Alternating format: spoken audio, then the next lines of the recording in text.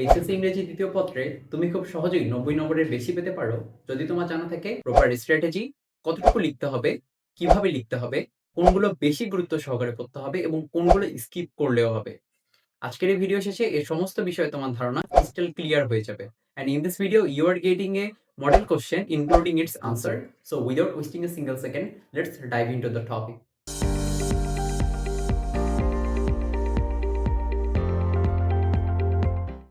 এখন আমরা দেখব ইংরেজি দ্বিতীয় পত্রে কিভাবে আমরা 90 নম্বরের বেশি পেতে পারি।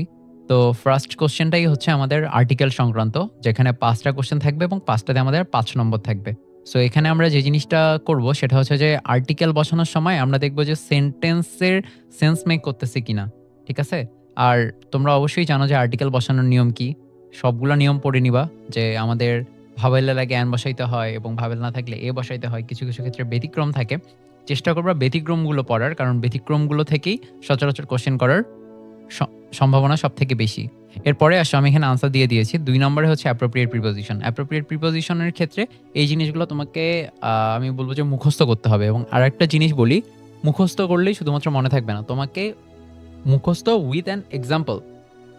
যখন মুখস্থ করতেছো সাথে একটা এক্সাম্পল পড়ে রাখতে হবে, তাহলে এই জিনিসটা ভালো মনে থাকবে, কারণ আমাদের ব্রেন এক্সাম্পল ভালো মনে রাখতে পারে। এরপরে দেখো 3 নম্বরে আমাদের হচ্ছে যে উইথ ক্লুজ রয়েছে। উইথ ক্লুজের মধ্যে আমাদের এখানে বক্স দেওয়া থাকতে পারে অথবা এভাবেও থাকতে পারে। ঠিক আছে? সো আমরা এভাবে, এখানে হচ্ছে 5টা থাকবে, 5টাতে আমাদের 5 নম্বর রয়েছে। তো আমরা এটা এভাবে ইনশিওর করতে পারি এবং আমাদের এখানে টার্গেট থাকবে 4 থেকে 5 ইনশিওর করবার জন্য। ঠিক আছে? এখানে আমি স্ট্র্যাটেজি ব্যাখ্যা করেছি, তোমরা দেখে নিতে পারবা।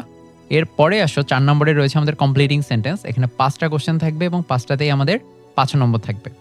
তো এই 5টা কোশ্চেন আমাদেরকে হচ্ছে যে সঠিকভাবে ফিল করতে হবে। এখানে দেখো প্রথমে হচ্ছে যে ইফের কন্ডিশনালের ব্যবহার রয়েছে, তারপর দো অল দো রয়েছে। তো এই জিনিসগুলা তোমাদেরকে কাভার করতে হবে। এটা হচ্ছে কমপ্লিটিং সেন্টেন্সে। এরপরে আসো কমপ্লিটিং সেন্টেন্সের পরে আমাদের সুইটেবল ওয়ার্ড, অর্থাৎ আমাদের হচ্ছে যেখানে রাইট ফর্ম অফ ভার্বের বিষয়টা যেখানে বলেছে এবং সাবজেক্ট ভার্ব এগ্রিমেন্ট অনুসারে এই 5টা কোশ্চেন আমাদেরকে ফিল করতে হবে, যেখানে 5টাতেই 5 নম্বর থাকবে। এরপরে আমাদের 6 নম্বরে রয়েছে আমাদেরকে চেঞ্জিং সেন্টেন্স, অর্থাৎ যেভাবে হচ্ছে যে আমাদের এই যে এখানে ইনস্ট্রাকশনস দেয়া থাকবে, ঠিক সেভাবে হচ্ছে যে আমাদের এই সেন্টেন্সগুলো চেঞ্জ করতে হবে। তো দেখতেই পাচ্ছ যে এখানে কি দেয়া রয়েছে। এখানে আমাদের টার্গেট থাকবে 4 অথবা 5 তোলা। আর স্ট্র্যাটেজি আমাদের এখানে আমি ব্যাখ্যা করেছি। সেন্টেন্সের মিনিং ঠিক রাখা, অ্যাক্টিভ থেকে প্যাসিভ, ডিরেক্ট থেকে ইনডিরেক্ট, কেয়ারফুলি, এই জিনিসটা আমাদেরকে করতে হবে। তারপরে এই যে আরেকটা জিনিস লিখছি দেখো, pronoun and verb agreement double check করবা। হ্যাঁ, তো এইটা আরেকবার চেক করে দেখবা, যেহেতু এখানে সাবজেক্ট ভার্ব এগ্রিমেন্টও অ্যাড করে দিতে পারে। তো তোমার এই কাজটা থাকবে যে সেন্টেন্সটা তুমি মেক করলা এই জিনিসটা আসলেই ঠিক আছে কিনা আরেকবার চেক করে নেওয়া। এরপরে আমাদের ন্যারেশন রয়েছে। ন্যারেশনের ক্ষেত্রে আমাদের 5টা কোশ্চেন, 5টা কোশ্চেনে 5 নম্বর। এরপরে আমাদের রয়েছে সুইটেবল প্রোনাউন।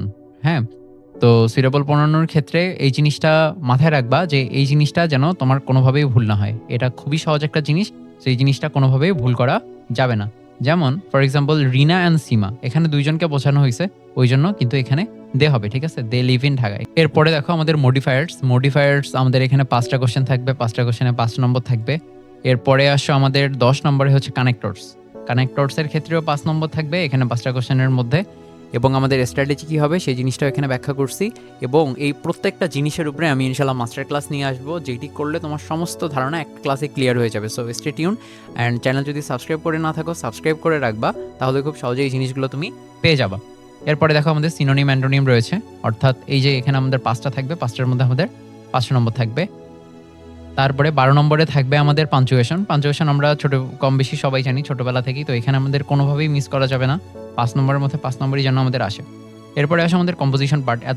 এতক্ষণ যেটা ছিল সেটা হচ্ছে রিডিং পার্ট ছিল 60 মার্কসের। এবার কম্পোজিশন পার্ট, অর্থাৎ রাইটিং পার্টে আমাদের 40 মার্ক রয়েছে। প্রথমেই থাকবে একটা ফর্মাল লেটার অথবা ইমেইল লিখতে বলবে তোমাকে। তো এখানে 8 মার্ক রয়েছে। 8 মার্কের মধ্যে আমাদের টার্গেট থাকবে 7 থেকে 8 তোলার জন্য। সো অবভিয়াসলি এখানে হচ্ছে প্রপার স্ট্রাকচার মেনটেন করবা যেভাবে চেয়েছে। এখানে আমি একটা ডেমো আনসার দিয়ে দিয়েছি। এরপরে আসো আমাদের রিপোর্ট রাইটিংয়ের ক্ষেত্রে কোনো একটা বিষয় সম্পর্কে অভিযোগ জানানো বা এই রিপোর্টটা দেয়া, এই জিনিসটাই হইতেছে আমাদের রিপোর্ট রাইটিং। এখানে 8 মার্ক রয়েছে, আমাদের টার্গেট থাকবে 7 থেকে 8 তোলা। অ্যান্ড স্ট্রাকচার ব্যাখ্যা করছি, আমাদের স্ট্র্যাটেজি কী হবে এবং এখানে একটা ডেমো আনসার দিয়ে দিয়েছি। এরপরে আসে আমাদের প্যারাগ্রাফ রাইটিংয়ে আমাদের 10 মার্ক রয়েছে এবং এখানে আমরা চেষ্টা করব যে 150 থেকে 200 ওয়ার্ডের মধ্যে যেন আমাদের প্যারাগ্রাফটা হয়। আরেকটু বাড়াতে পারো, বাট এতটুকু লিখলেই এবং তুমি যদি কোনো বানান ভুল না করো তাহলে খুব সহজেই তুমি এই মার্কটা পেয়ে যাবে বলে আশা করছি। এবং চেষ্টা করবে যে টপিক সেন্টেন্স অর্থাৎ যে সেন্টেন্সটা দিয়ে তুমি প্যারাগ্রাফটা শুরু করছো এই জিনিসটা যেন আরো বেটার হয়, হ্যাঁ? আর কনক্লুশনটাও যেন ভালো হয় এবং অবশ্যই প্যারাগ্রাফ লিখবার সময় কোনো ধরনের প্যারা তোমরা করবা না। এটা অর্থ অনুচ্ছেদ, হ্যাঁ? প্যারা মানে প্যারাগ্রাফ লেখা মানে প্যারা করা যাবে না। ঠিক আছে? প্যারাগ্রাফ মানে একটা অনুচ্ছেদেই লিখতে হবে তোমাকে এই জিনিসটা। আর তোমরাও জানো যে এখানে যে কোয়েশ্চেনগুলো করা হইছে প্রতিটা বইয়ের মধ্যে অনেক, অনেক প্যারাগ্রাফ আছে। আমরা আগে থেকেও পড়ছি কিভাবে লিখতে হবে, এসএসসিতে পড়ে আসি। তো তোমরা এটা সুন্দরভাবে আনসার করে দিবা। এরপরে আসো ফ্রি রাইটিং এর ক্ষেত্রে। ফ্রি রাইটিং এ এখানে আমাদের এসে রয়েছে। সো এখানে ২ টা টপিক আমি দিয়ে দিয়েছি। তো তোমরা এই জিনিসটা প্র্যাকটিস করে যাবা। এখানে কিন্তু আমাদের 14 মার্কস রয়েছে। বুঝছো? তো এটা কিন্তু আমাদের জন্য খুবই ইম্পর্টেন্ট। এখানে ১২ থেকে ১৪ তোলা আমাদের টার্গেট, যে আমরা যেন রাইটিং পার্টে এই মার্কগুলো না হারাই। ওকে? তাহলে খুব সহজেই কিন্তু তুমি ভালো করে যাবে। এখানে আমি সবগুলোর মার্কস ডিস্ট্রিবিউশন এখানে ব্যাখ্যা করছি আরেকবার, দেখতেই পাচ্ছ।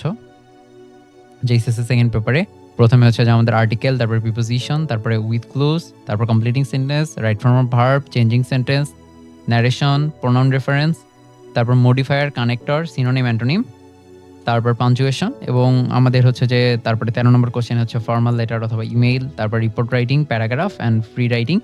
এখানে এই জিনিসগুলো রয়েছে। সো বেস্ট অবশ্যই এই জিনিসগুলো ভালো করে প্র্যাকটিস করে যাবা, তাহলে ইনশাল্লাহ পরীক্ষা ভালো হবে।